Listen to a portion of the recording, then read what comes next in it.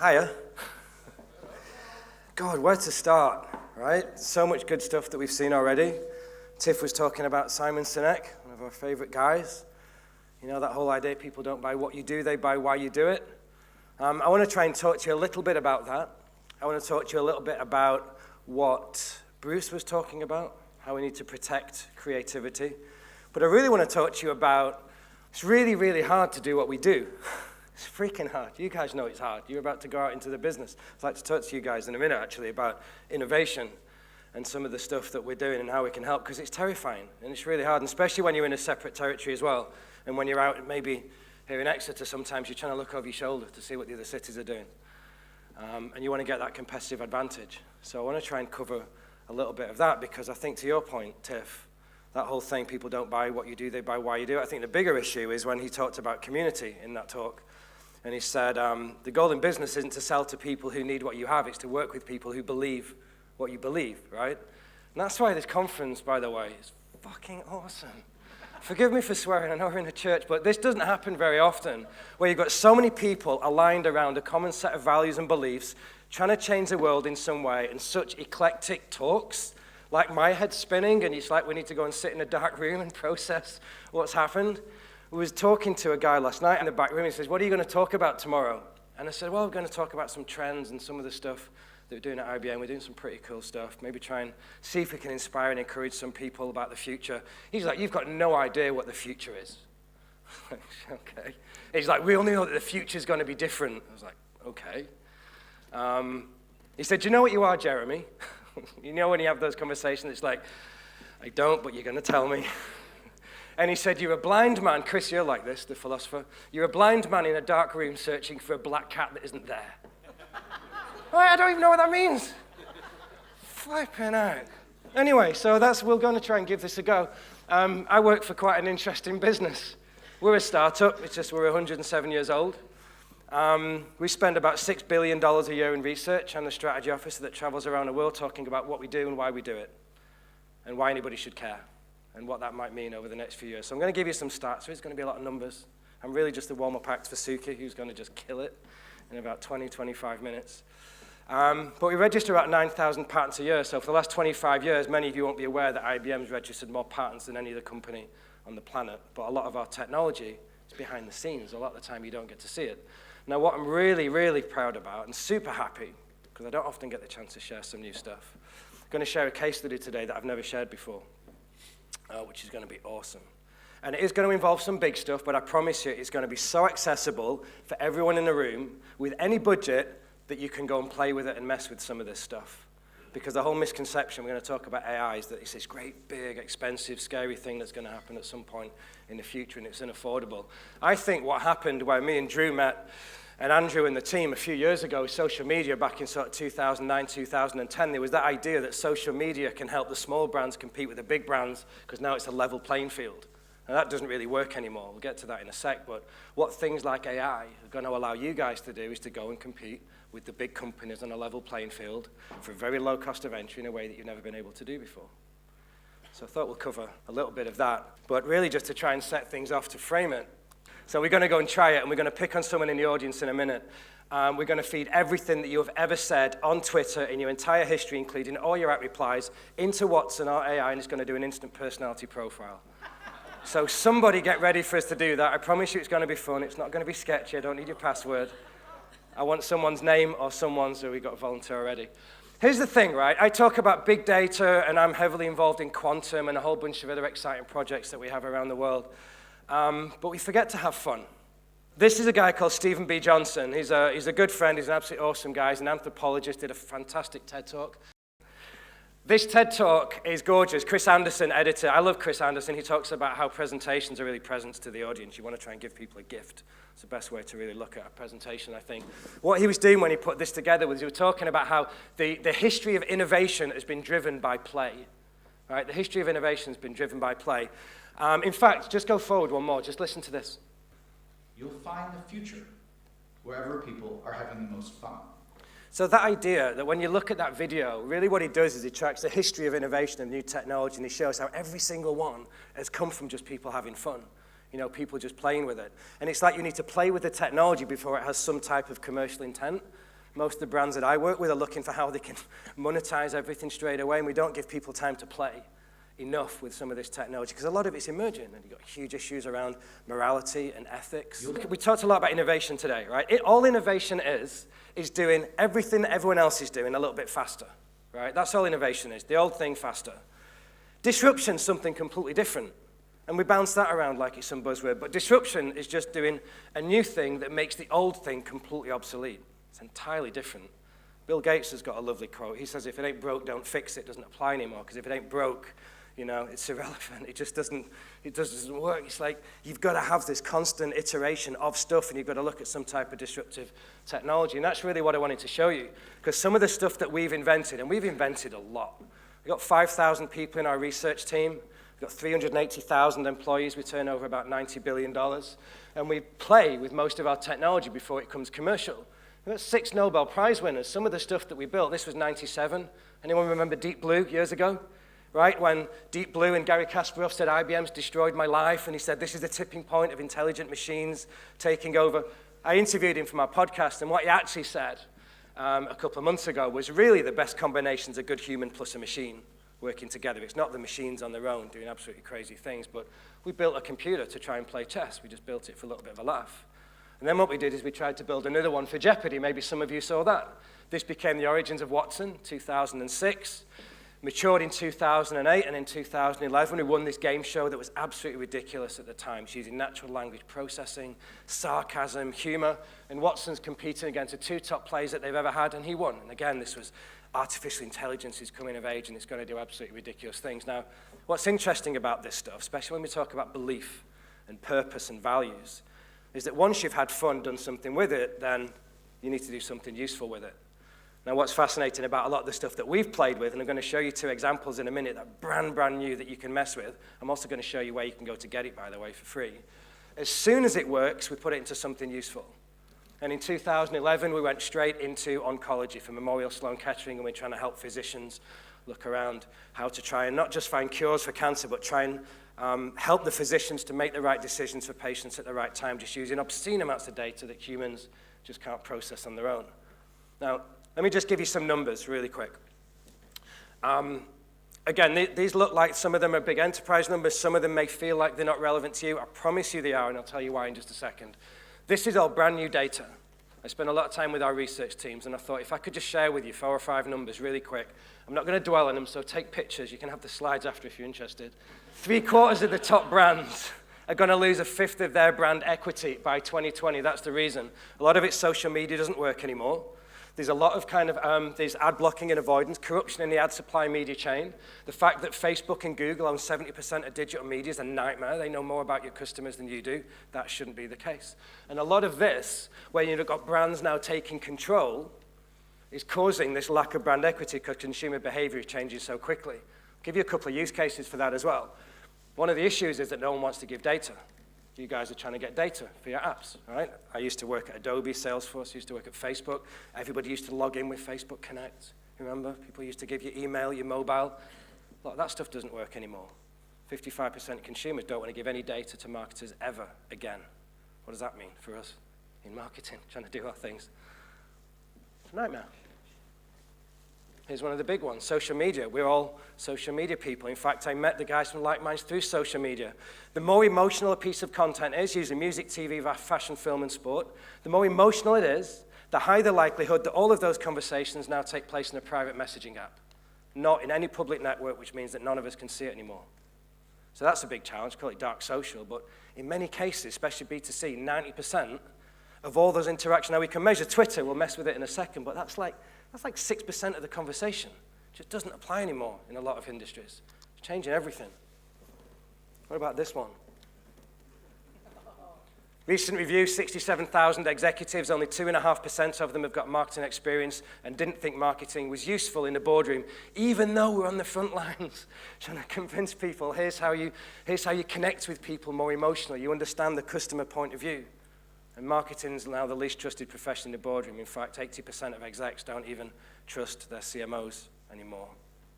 That's a huge problem. That's a problem for you, for CMOs, the people that want to be CMOs, for your boss or your boss's boss. How do we get respect back of trust for marketing?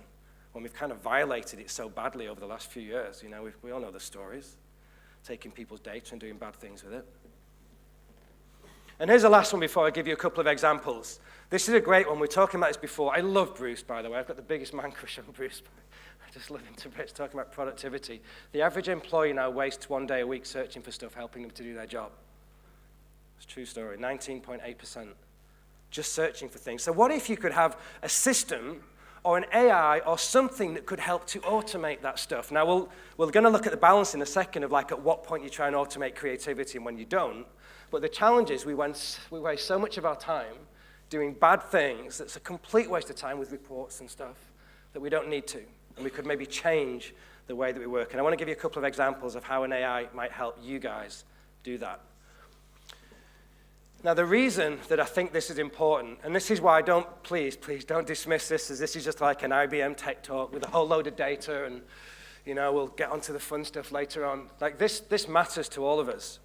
You know, when you add up all the data in the world, this is a visualization that my team made.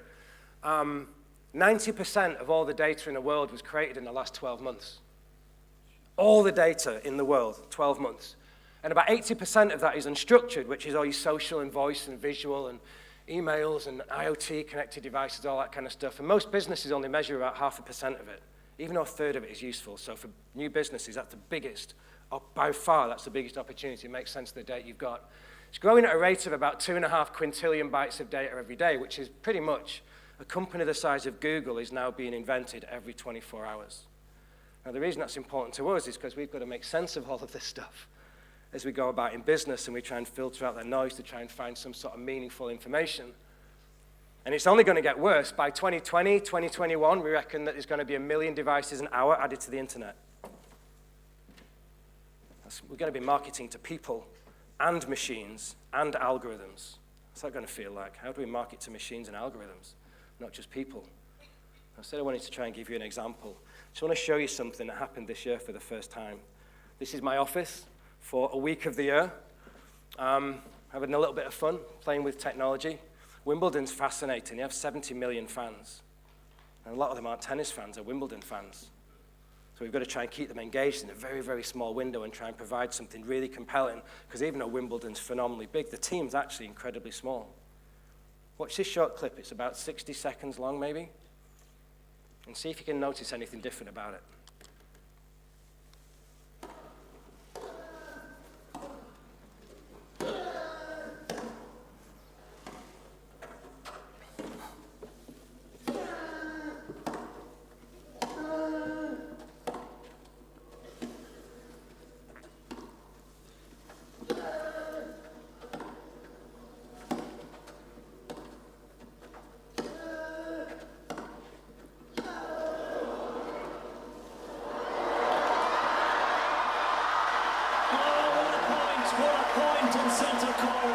And the diving del Potro takes it as good as it gets. Anyone going to take a guess what you just saw? Was it unusual? Was it what you'd expect to see from a highlight reel? Pretty much. Sorry? They were? It does feel like you're on the court, yeah. The thing is, this is the first year that 100% of all the highlight packages at Wimbledon, every single highlight that you saw from Wimbledon, on the app, on the website, on TV, was created by an AI with no human involvement whatsoever. Not one video production team, no one doing editing, no one trying to fix the templates, no one's in the software. AI, 100%, did everything on its own. And the way that we did it is we took cognitive highlights, we listened to the excitement levels on the court, we even tried to understand the mood that the players are in. We're going to do this example in just a second. We took all the data going back to 1877 and taught Watson how to play tennis. We got 28 years of data going back to 1990, so we put in 53 million points, and Watson basically made movie trailers based upon a Pixar template of the peaks and troughs, the stuff you spoke about, Lisa, the oxytocin and the endorphins, the dopamine of how you get people with cliffhangers, with the peaks and the troughs of the way that a story or a game plays out. And we taught Watson exactly how to do that. I'll show you how you guys can mess with it in a second. That's phenomenal, isn't it? Now, what that's actually done is it's freed up the Wimbledon team to do really cool stuff, because now they're not bogged down creating highlight packages. They can now go and provide spontaneous content for the fans, and someone turns up in the audience and does something silly. And then they can start building things around that deep level of engagement in a small amount of time just by automating some of this stuff. Now, I don't like to call it artificial intelligence. In fact, we're not even allowed to at IBM, even though we've got the biggest one in the world. Some people say it's augmented intelligence, but it's really just an intelligent assistant. That's the best way of looking at this stuff. It's not scary. They're just intelligent assistants, just like these little toolboxes of APIs, we call them. Little toolboxes that just help you do your job faster. So, can we pick on someone? Can we do that? Are you sure? Anything? Yeah.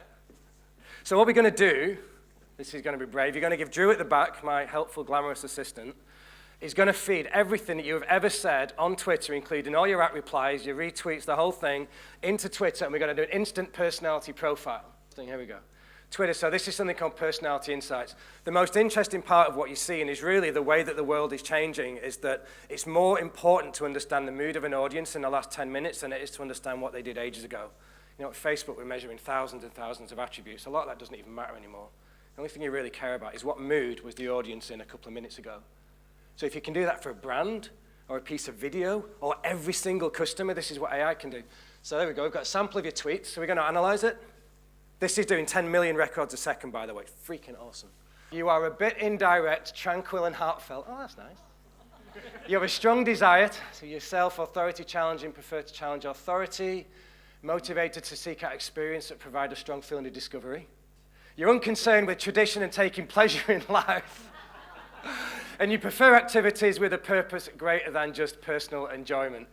You get sunburst diet. This is all the emotions, all the stuff that Lisa was talking to us about. Super important. Now, if you scroll down, you actually get granular data. Any of you guys can get access to this for free. This isn't a sales pitch at all. Look at what's going on in here. All the stuff that, was it fear and love you were talking about, Lisa, before, how you're trying to flip that? This is how you find out. Any audience on any platform, what's the level of fear, love, orderliness, outgoing, altruism? You can scroll down, you can see love is 50% trusted, 91% self-conscious. What are the low ones? You have no self-discipline or orderliness whatsoever. And if we scroll to the bottom, let's just finish this off. What have we got? Does anyone love you? Where's love? Oh, 11%. We need to give them a bit more love on Twitter. Now, the interesting thing about this is you might have a perception of what your business is doing, but when you use something like an AI that's using natural language processing to see against millions and millions of conversations, the perception of your company might actually be wildly different from the one that you think it is. Stuff like this is super important. I'm working with a guy called Alex the Kid at the moment, working with Rihanna and Eminem, Nicki Minaj and the Imagine Dragons, and we're trying to see how AI could try and by the way, this case study you're about to see doesn't exist in business. This is why I wanted to show you, which is pretty cool, because this is brand new emerging technology. Last year, what we did is we fed in 25 years of Billboard 100 articles, the top songs in the world, listened to all the songs, the tone, the sentiment, the musicality of them. Then we put in 5 years of news articles, 5 years of every Wikipedia that's been updated, and then we applied what you just saw on top of it to see how his entire social audiences felt when they saw that stuff. And we created the world's first AI-powered pop song. Alex the Kid likes to say, you know, I can't play an instrument, but I play the laptop like an instrument. So what we did this year is we thought we'd go one stage further. He spends, watch the video, and then we'll talk about it. In the last couple of years, and it operates by completely different rules now. And technology is the thing that's pushing all this stuff forward. Back in the day, exposure was based on feet on the street, people out in clubs and bars and different scenes, and word of mouth. Now you have that global megaphone where everybody's sharing information. At Spotify, we track 1,600 micro-genres of music. You've got over 2.5 million artists a keystroke away. Staying on top of it is one of the biggest challenges. Being able to use this data to find an artist and connect them with a legendary producer. That was exactly the kind of thing that we've always been trying to do.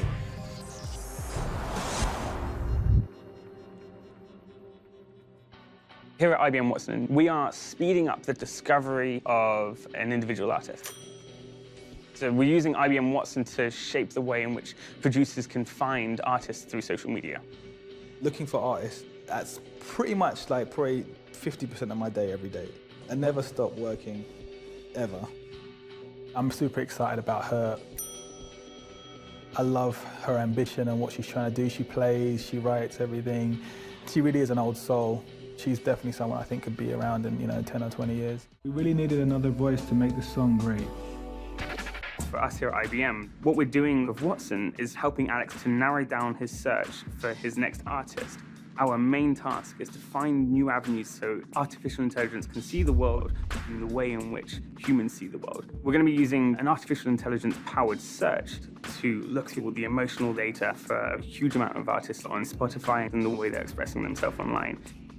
10 billion pages of artists. Alex had some really specific requirements about the type of artist that he wants to find. Romantic, I definitely added that. When Alex says, that was sick. Powerful, Effing sick. Lit, inspirational, dope, honest. These type of expressions, over a period of time, Watson starts to recognize the lexicography of music. So as the song starts to take shape, so does my search get more refined.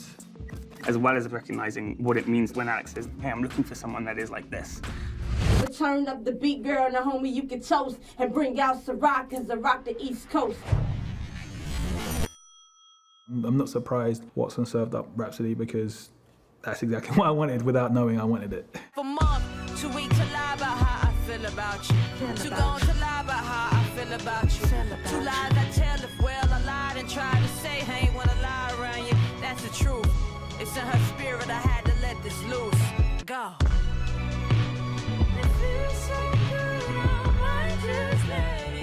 I can tell you more about it in a break, but it's a pretty badass story that we did of trying to help him when he wasted so much of his time searching for stuff. 2.5 million artists, 600 genres, listened to every single song, the mood, the tone, the sentiment, try and find someone that was unsigned. Wanted people that had a certain amount of downloads, American, female, had to be active in a certain amount of time, and we just fed this in, and Watson, using intelligence search, did all of that. Even ranked them all on a scale of 0 to Taylor Swift with how cool they were, and we started to try and, but anyway, it's a whole case study I could share with you. You can go on ibm.com now/Watson. If you scroll halfway down, you'll see something called developer tools. Every single one of you can go and mess with some of this stuff completely for free. Every single piece of Watson, speech to text, voice, visual search, any part of it is completely open architecture. You can mess with it, free demo environment. So let me leave you with this. This sort of stuff's amazing, right? It can change the world. It helped save the life of my twins a couple of years ago, true story. That's why I joined IBM. We're working on climate change, oncology, healthcare, doing incredible stuff with it. It's amazing. But it's people behind it that make it work. The most successful businesses we work with spend 7 to 10 times more in people than technology. Gartner says spend $1 in tech, $7 in people. But really the thing we've got to remember, and this is my best piece of leave and advice for you guys, is that technology on its own is nothing. What's important is that we have faith in people, that they're good and they're smart, and if we give them the right tools, hopefully they'll do something wonderful with them. Amen? Thanks, everybody.